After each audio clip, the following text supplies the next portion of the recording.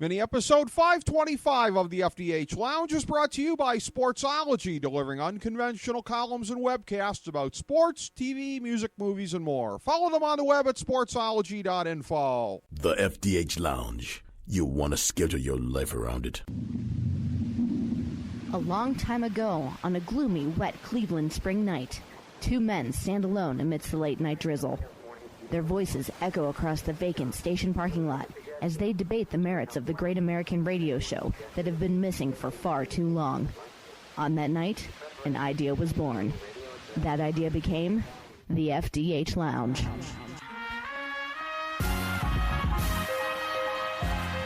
Welcome to the FDH Lounge. Welcome, everybody. This is the Royal Rumble Anthology. Kyle Ross has had one of these in the FDH Lounge for WrestleMania and for SummerSlam, and today, I, Rick Morris, am here with Kyle Ross, FDH Lounge dignitaries both, to kick off the Royal Rumble Anthology. We're going to give it the Ken Burns treatment, as we did again, WrestleMania and SummerSlam, starting today with 1A in the series, because part 1 of the series is 88 to 92. 1A would, of course, out of that be 1988. My rudimentary grasp of math tells me. So, Kyle, you're the one that decided to pull the trigger on this series. So share with us, please, your thoughts on going ahead with this, your thoughts on approach, and anything else relevant.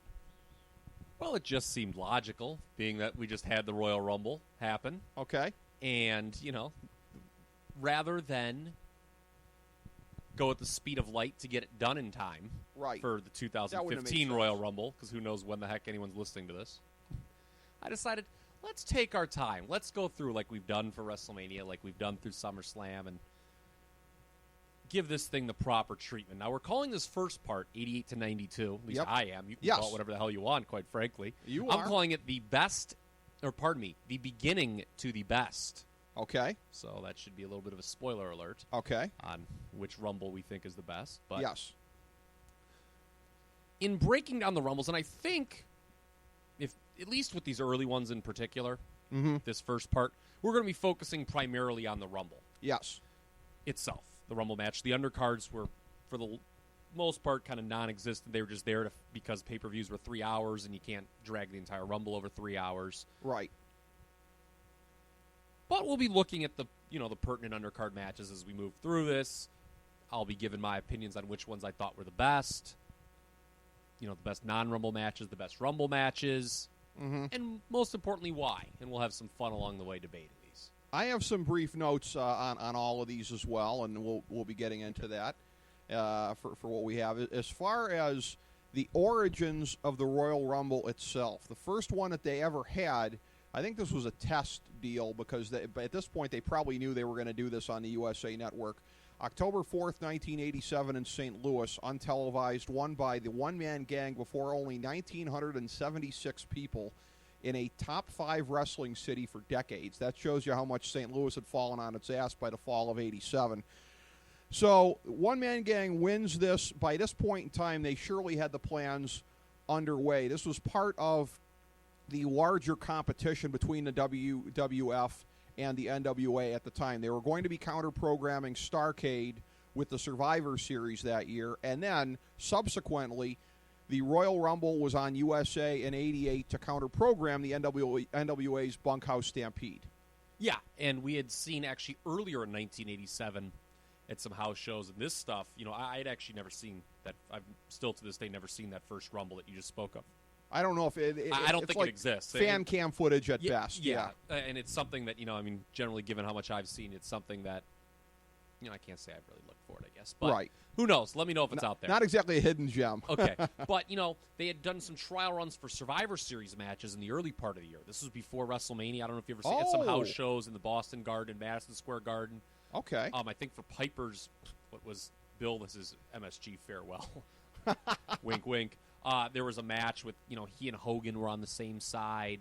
Okay. There was one where, it was Piper, I think like Billy Jack Haynes and Ricky Steamboat against Adonis, Hercules, and Savage or something like that.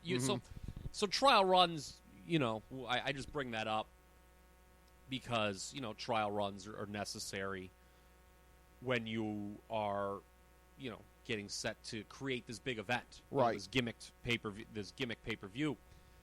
Pat Patterson is the one who's credited with coming up with the Rumble. And yep. You said it, that the very first Royal Rumble, not a pay-per-view event, but a TV event live on the USA Network, which drew a monster rating, by the way. An absolute monster rating. A lot of those, back then, WWF didn't do huge ratings on USA typically. Right. This show did. And it was done as a follow-up. They had, really screwed Starrcade in Thanksgiving of '87 with the Survivor Series. This was done, the Royal Rumble TV special, to annihilate the NWA's second planned pay-per-view, Bunkhouse Stampede, which is an atrocity on many fronts. Now, NWA got a little bit of retribution a couple months later when they put the very first Clash of the Champions on free TV opposite WrestleMania 4. Yes. They had the better show, but... As they did for Clash of the Champions the next year as well. But by then the pay-per-view companies actually got mad at them for doing that. And that was the last time that happened. They had the better show, but WrestleMania 5 did a gigantic number on pay-per-view. The funny thing is the Bunkhouse Stampede, a Dusty Rhodes creation, you and I had talked about this off air, something that could have never taken place in the WWF, because on the face of it, okay, they're both different takes on the classic over-the-top Battle Royal feature. But the Bunkhouse Stampede, again, NWA, a very blue-collar promotion. Everybody's in there in, like, T-shirts and jeans. And Vince McMahon, and I'll give him credit for this. Because it worked. He was right, whether anyone wants to admit he was or not. He was right. Guys should look distinctive. They shouldn't you shouldn't look in the ring, see 20 guys, and to where you're squinting to see different points of differentiation between them. Spoiler alert, that'll become an issue 20 years after this, by the way, when we're talking about about the more modern Rumbles. No, you're right about that. You're right. But the way that it was put together in '88, it was a USA Network show. And stylistically, it felt to me almost like, and you can see some of them now on the WWE Network, the old MSG shows from the 70s, in terms of the match that's on last is kind of a throwaway, and it felt really weird. Vince and Jesse were not really treating this like with the urgency of a pay-per-view. It felt like just a regular TV show. But what's funny is, you talked about the monster rating it popped. It's all about what you're conditioned to expecting, because you never got star-on-star matches back in the day on TV outside of Saturday night's main event. They were once in a blue moon. This Royal Rumble card in '88 would not stack up comparably today, favorably, with a Monday Night Raw in terms of star power. It wouldn't. I don't know. You didn't have the champ on the show. You didn't have a lot of the other top guys. They had the big angle. They had the big angle. But what this was, and again, it's all about what was the show intended to do. Yes. This was not intended to be a pay-per-view quality show. The intention was, can we build can we make the fourth of our big four, because this was the fourth of the big four. Survivor Series had already been Survivor Series had already been established. Yep. SummerSlam would be established in the summer of '88 as the third pay-per-view. So the key is, all right, is this match something that people are going to be interested in? And it apparently worked. Right. Despite the lack of star power in the actual Rumble itself, which we'll get to momentarily. Right. But what this show was a setup to the setup show for WrestleMania 4. Right. The setup show itself being the main event, which was their big return to primetime network TV with the Hogan-Andre rematch, which shattered all TV records for wrestling and will never be touched again. That, they did the crazy finish with the twin Hebners that led to the WrestleMania 4 tournament. But this show set that show up in that, okay, we're going to have this Rumble match, and sort of the co-headlining draw was an angle of sorts with the Hogan-Andre contract signing. Yes. Which, ended in predictable fashion with the table turned over on Hogan. Kind of tame physicality compared to what we get today, but for that time... but back then, first of all, Andre was certainly, not in his prime years by this point, and he wasn't going to, choke slam Hogan through it. That just didn't happen. I'll say this, before we get to the Rumble itself, I thought that segment was outstanding compared to the way big matches today are promoted. Outstanding. It was the way, and granted the dynamic, because it's those two, just can't be recreated today. I just don't think it can. I just don't think you're going to have two Austin and Rocket was great, obviously, but I was going to say they might be their the next chances. ones. But their chances, like now and moving forward, and you should never say never, because who would have known that you would ever have Austin and Rock? But having two stars that big at the same time is very rare, and the way that this was drawn out over a year, yes, was again, that can't work. You can't draw something out with basically three angles. You had Andre turning on Hogan and Piper's Pit. Yeah. The WrestleMania 3 match.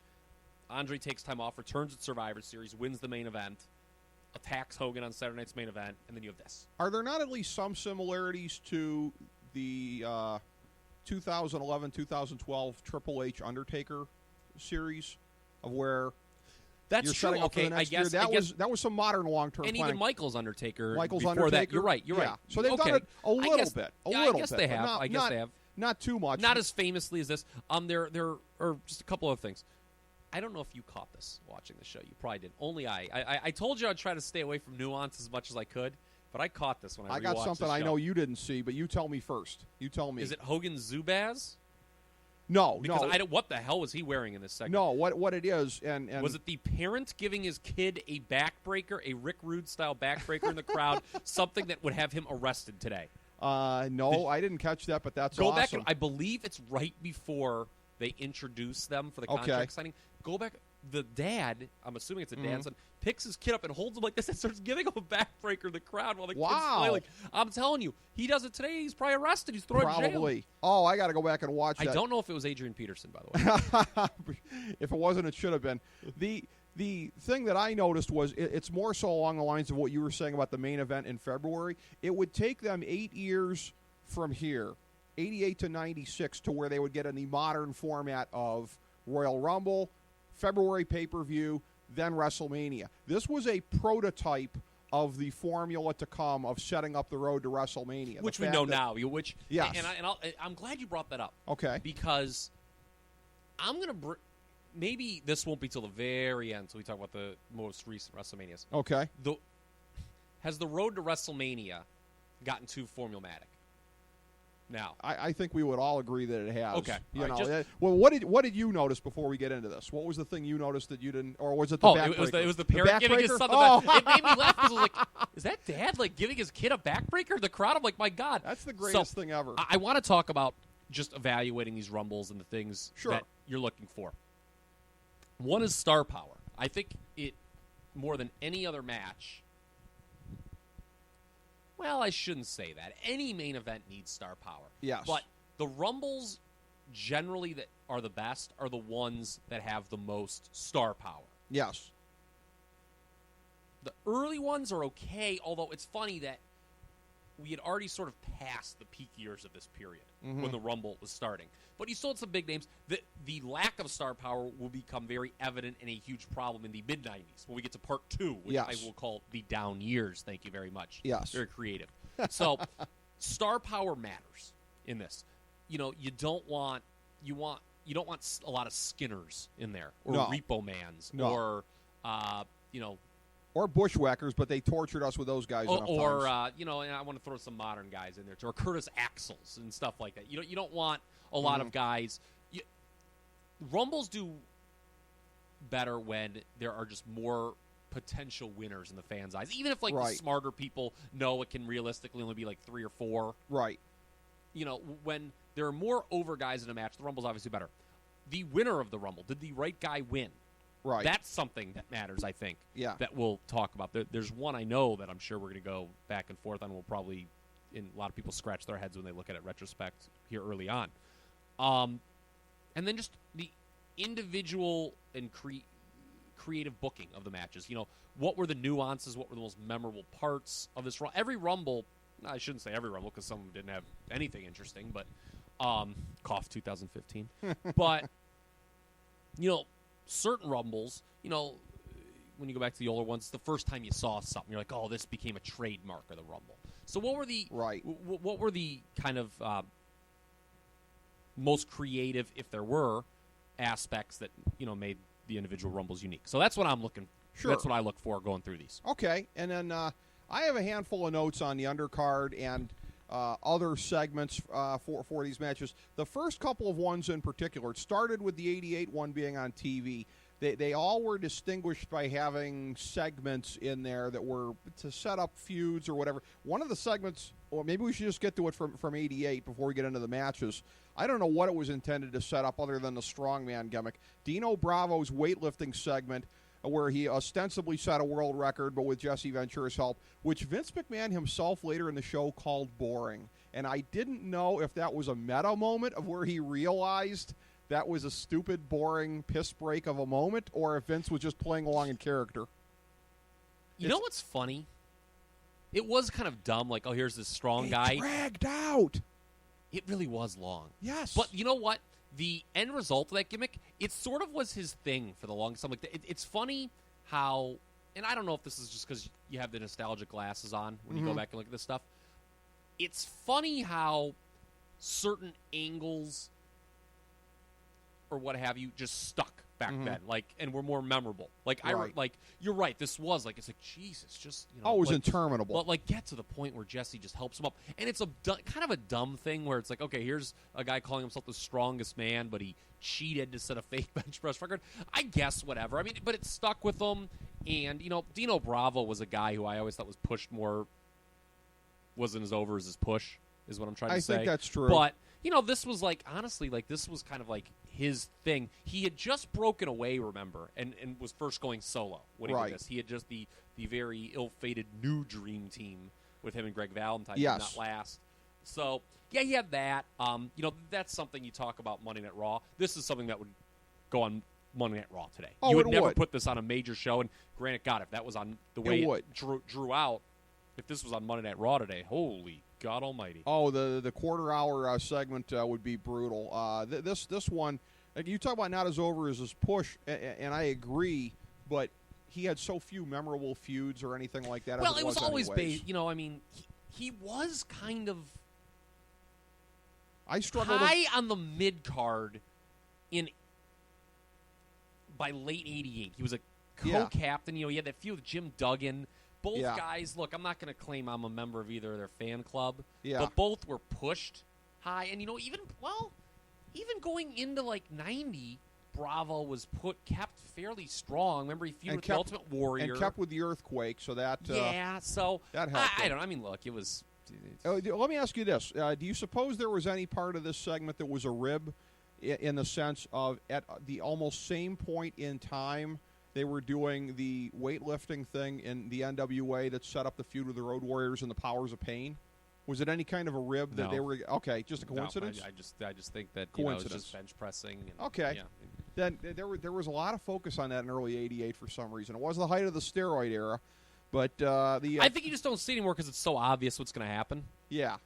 I mean, Triple H. Remember when Triple H and Scott Steiner did that really '80s build-up? Remember weren't they doing like a pose down? That didn't get over very well. No, it didn't. When we get to '89, we're going to have some more pose down garbage to talk about. But on this one, the first match ever on a Royal Rumble card was between two guys who would go on to have a pretty good feud in WCW, Ravishing Rick Rude and Ricky the Dragon Steamboat. I have to say, and this is just my opinion, looking back on stuff, these are guys that I have a lot of regard for them individually, more so Steamboat than Rude, as most people do. Boy, I never felt like the whole was greater than the sum of the parts with these guys. They just never, to me, had the kind of matches, maybe in WCW, but this one here, I'm sitting there going, yeah, I expect more. Well, Steamboat was on his way out at that period. I got to tell you. And Rude just wasn't very good at that point. Rude, I think that's what it was. I have made this case a lot of times. Rick Rude is the rare case of a name WWF guy going to WCW and actually having a better run there. Pre-NWO WCW. Better quality anyways. But, I mean, Rude and Bull were a heck of a tag team. Was that all Manny Fernandez? I mean, that's... I don't know. I don't know. I think you're right. I think he wasn't as good of a worker then. Here's the funny thing, though. You mentioned about Steamboat on his way out. Steamboat was protected here because, again, back in the day, clean finishes on TV, they were loath to do those. It ends up being a DQ finish for Rude here. Meanwhile, Steamboat gives, gets fired, essentially, right about the time of WrestleMania 4 because he asks for time off to be home with his son. No, that had already happened.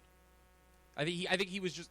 He might have bought in more time, but that's why they took the Intercontinental title off him. Was because the birth of the son. Well, but there was a second go round of where around the time of WrestleMania 4, and that's my point. Vince didn't know he was going to fire Steamboat because it would have been a clean job for Steamboat here if he'd have known that. Steamboat was protected for no good reason. Yeah. Plus, he was the baby face and was the opener. Yeah. The women's tag match, I would say better than anything non-NXT that you would see today. The Jumping Bomb Angels were a very curious Vince McMahon hire. It seemed that they were so out of place. They got over at the first Survivor Series, and this was a title change here over the Jimmy Hart managed Glamour Girls. Yeah. And I'll be honest with you, this match actually got over. Women's wrestling has always been treated as a piss break. Let's be honest. Right. This match got over, and these two teams actually had some other good matches too. I think from that era, the post enhancement era that we got used to in the Attitude Era. No other women's match was ever as over as this stuff. Here's the funny thing about youthful lenses, though. Of what I remember of the Jumping Bomb Angels versus watching this match, I remember them as being like a more advanced British Bulldogs. They weren't. They were very good. I were watching this match. Had I not had the thing in my head of them being like the greatest women's workers of all time by far, I wouldn't have been. I wouldn't say disappointed with it, but like they were very good. They just didn't live up to my childhood memories, if that makes any sense. Yeah, with moves, not quite childhood. Yeah. Late adolescence, not childhood. Yeah, nothing really will. If you're basing move set off what you see today, you're always going to be disappointed looking exactly. Back. And I didn't expect that to be the case. The Hogan Andre signing, we talked about that after the match, or after the Royal Rumble match. Wikipedia called this the main event. Because it went on last. Islanders versus the Stallions.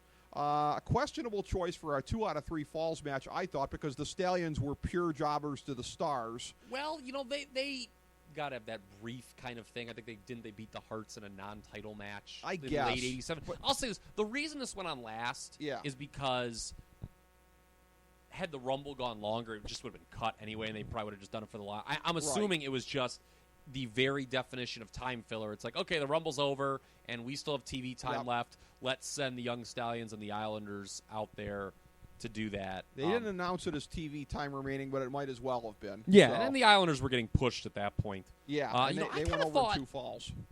I'm not going to, cry a river for them. The Islanders kind of got... I thought that they were possibly deserving, just because there's so few over teams in today's wrestling, they were probably deserving of a run with the tag titles. Now, we know that, Strikeforce was a very long transitional champion to Demolition, who got WrestleMania 4. But it was funny that Strikeforce was kind of feuding with the Islanders. They worked against each other a lot on the house shows during this period. Mm-hmm.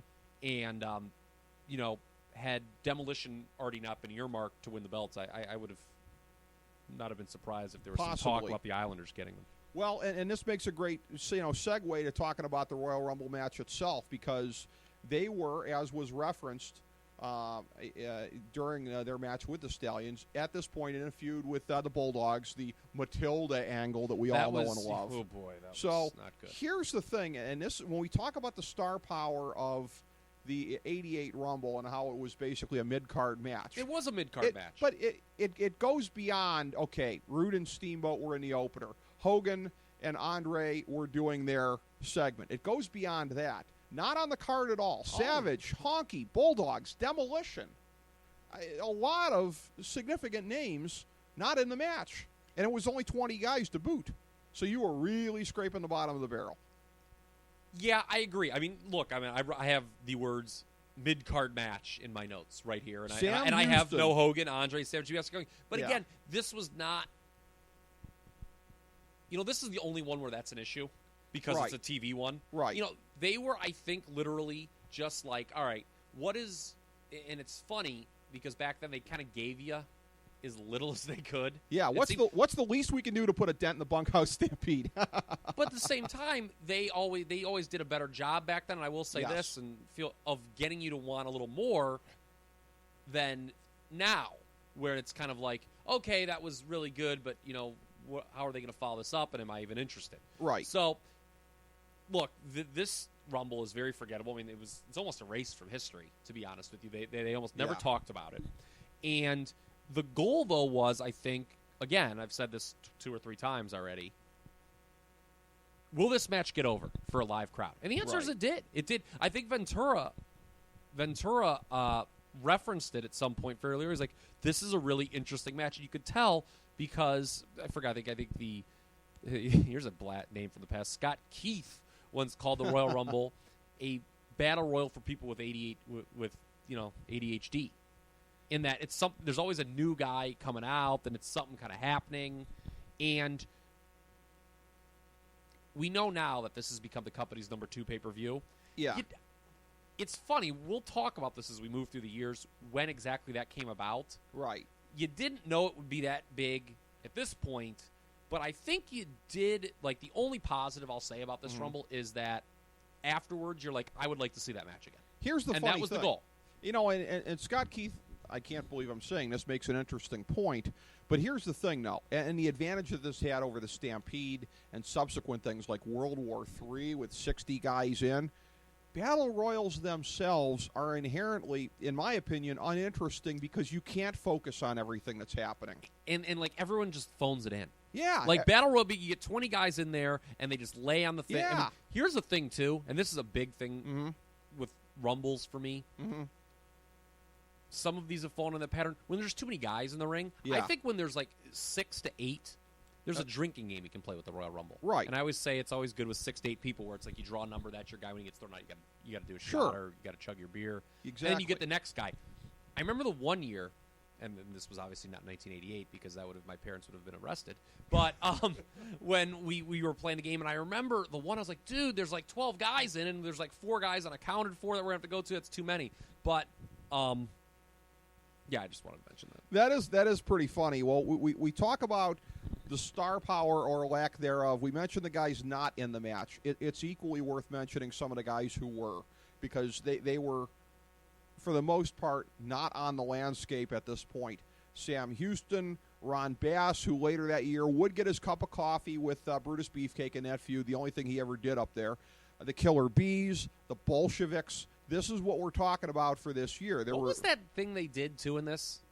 I don't know if you made a note of this at all. Was like the Nikolai Volkov, he like ran out early, and they kept calling him an idiot. I think so. I remember something like that. Remember that? No, I mean they did, and it was like I don't know if that was if he just screwed up, or if they wanted to just make Nikolai Volkov look like an idiot. I don't know. Well, and we're going to talk about this as well. That It took several years to where it got to the format that we understand right now, of where you get the entrance music when the guys are coming in. There was none of that. That year, there was just a countdown screen on the TV. I don't even think the crowd was doing the whole 5, 4, 3, 2, 1 thing. Yeah, they weren't conditioned. Here's the thing, too. The first 2 guys in the match, Bret Hart and Tito Santana. Yes. In the ring together. They were just out, like, they came back from a commercial break, and they were just like, here are the guys who drew 1 and 2. Thank God they don't do that anymore. Oh, yeah, and that was, and again, Bret, number 1 in the history of the Royal Rumble, and the first Iron Man. This would be a trope that we would be getting into in the years ahead, of somebody going long in the match, and ideally, that and what we would come to call the Diesel spot after 94, tossing out a lot of guys. Those are the things to help get guys over for future pushes. In this case, I think not a coincidence. Bret, this was a couple months before they started the breakaway angle from Jimmy Hart, the start of a little bit of a singles push in 88. Which didn't go anywhere. Didn't go anywhere. It was the first of 2 start and stop singles push, because they did it in 89, too. Yes, they did. So Bret in this match got that opportunity. This was the only Rumble I think we've talked about, or maybe we haven't. It was only 20 men. I think we mentioned that. The only one that didn't go to 30. And, again, it was always weird to me. The eventual winner of the thing here, spoiler alert for anybody that didn't watch it, and if you're not wanting to be spoiled on the 88 Rumble, no offense, but why are you? I think anyone who listens to a wrking podcast generally knows who wins these matches. Okay, yeah. We shouldn't even have to say that at this point. I wondered at the time, back then, Hacksaw Jim Duggan, what? I mean, he was very over. He was an upper mid-card face his entire run there. He was not even as low as regular mid-card until like much later. So I get it in that sense, but watching the match, it makes perfect sense because particularly if you get the sense they were going to go with a face to win this, the only upper mid-card faces in the whole thing were him and Jake Roberts. It was a two-man show in that regard. I wrote it down that the only other guy you probably could have put over here, because they were going to put a baby face over, was Jake the Snake Roberts. And he was put in early. Didn't do much. Jake Roberts, by the way, always kind of sucked in Rumbles. Yeah. We'll see that. Well, I guess, he always was thrown out kind of quick. I always liked the short arm clothesline spot. He always did. It was weird. He would always come in, get really over. Yeah. And then, you'd get tossed pretty quick. It was pretty funny. You're right about that. Now, the funny thing is, there was a guy in this who would go on to become the biggest name out of any of them, the Ultimate Warrior, but this was about 6 months into his run. And he wasn't very over. No, he wasn't. I don't even think... Did he even, run down the ring? I don't think so, no. It was kind of a brisk jog, I believe. Yeah, but he didn't do the whole thing, and the music didn't play, right? Which was a big thing. You're right, yeah, because he comes out towards the end. You're like, oh, here's a guy, and I think he was throwing out a little fanfare, and right. Junkyard Dog was nearing the end too. He had clearly morphed into Junk Food Dog by this point. Yeah. Well, and Don Morocco being another guy like that. No, I mean, never liked him as a face. He didn't like himself as a face, by the way. I gave an interview. He said he never really liked that run. Hearing him constantly referred to in this match as The Rock. Yeah, it's always kind of weird. It's jarring. It really is. Well, and here's the other thing too. And I'll say this about Doug, and I said this to you off air. I never really understood the whole thing before, and I think it's a bad rap in the modern parlance when they're using it to talk about Daniel Bryan. Is he over or is his chant or whatever over? Oh, I think it's an outstanding talking point. It's ridiculous in the context of Daniel Bryan. Daniel Bryan is over, at least when he's not dealing with some of the crappy booking that he gets. But liberal excuses. But here's the thing. Jim Duggan, watching this in retrospect, I finally understand the question.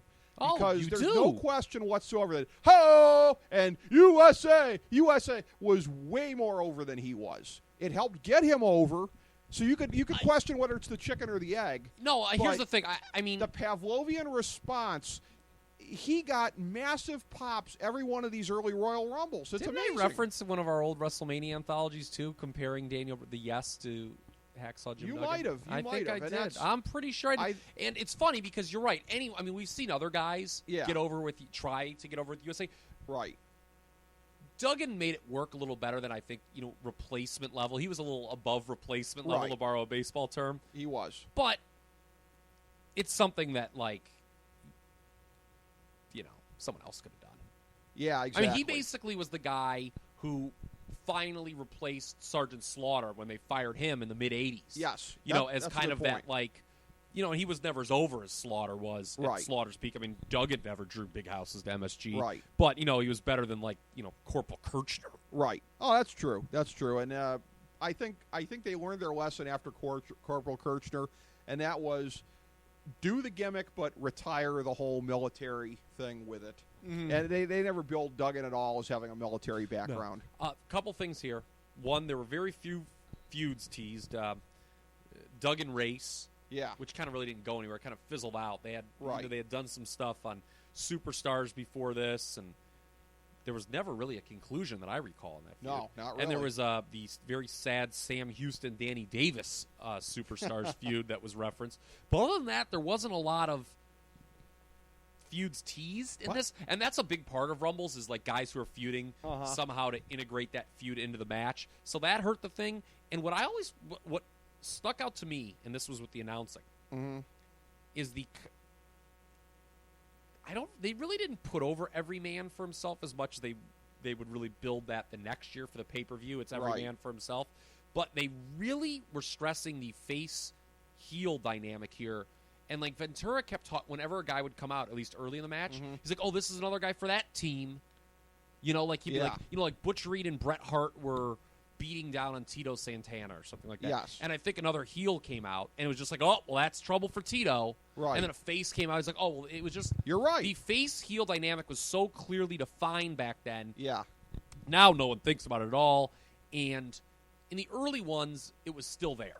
Even, You're right. But here it was just so expected. It was like a babyface will help we'll all work together, and it's almost kind of like a team thing, where no babyface will throw over another babyface. Right. No heel will throw over another heel. To be honest, I can't remember if you had that happen. In '89, I know you did. You would have spots of that, particularly I would say earlier in the matches on the next couple of ones of where the heels would stick together, sometimes the faces would, but you're right. It would never be as clear again as it was in '88. You're right about that.